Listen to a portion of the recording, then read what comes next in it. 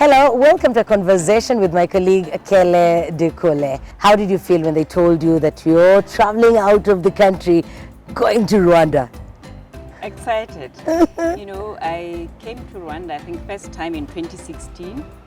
It was for a week, and I didn't get to, go around and see the city. I was basically stuck in a hotel in meetings the whole time. So I was quite excited because I had a short, small glimpse of the city. Yeah, of the city. Yeah. Yeah. And how has your stay been this time round? What are those exciting things that you got to do?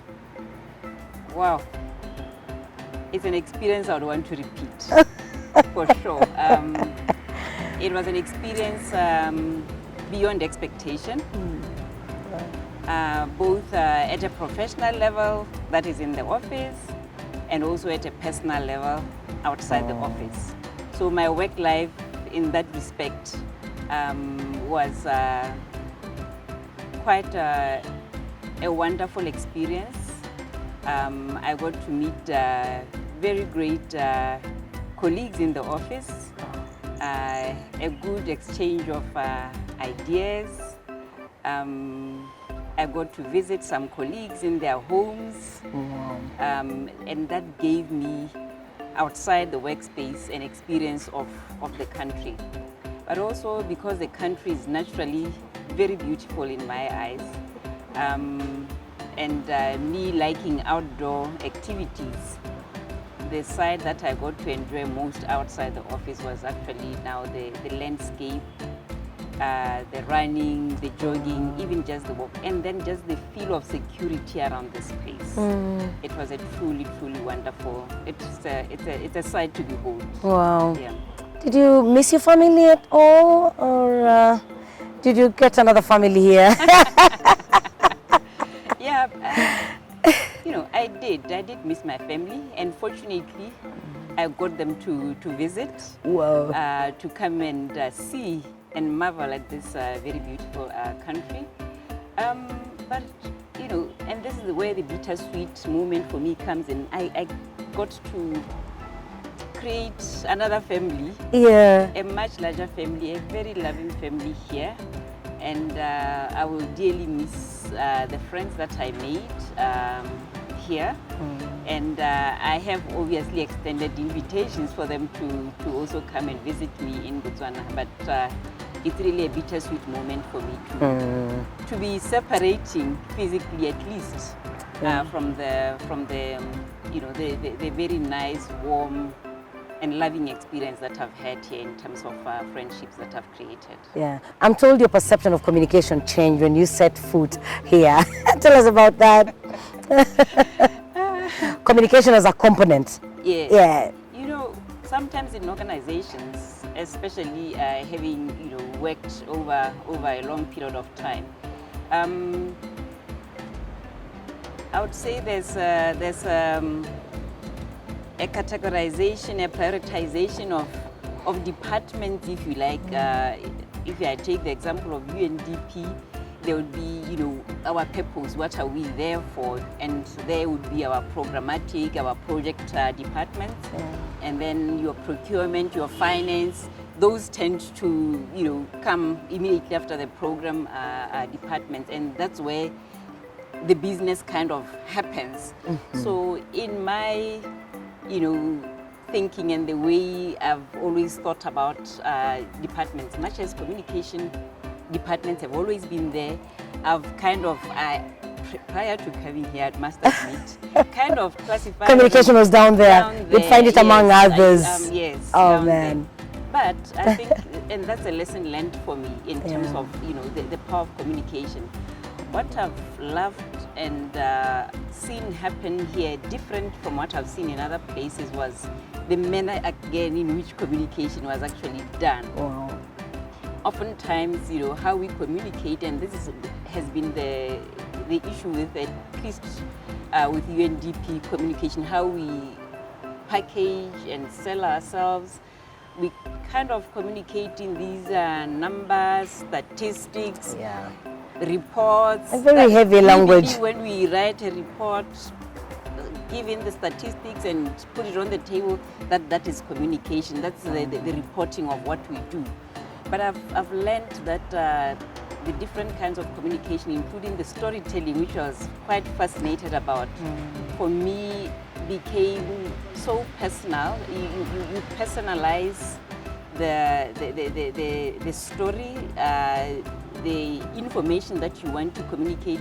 Somebody can actually step into your shoes and actually feel the story of the person or the story that you are trying to communicate.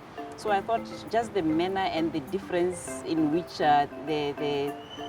the articulating what we do, the results we are achieving through storytelling, for me just gave me a completely different outlook in terms of how you can, make a connection with the next person. So for me, this is what I'm really taking home. So I have been... And I think for us, having a team leader who's passionate about communication has made all the difference. Yes, no, it does, really. And so it likewise, it means because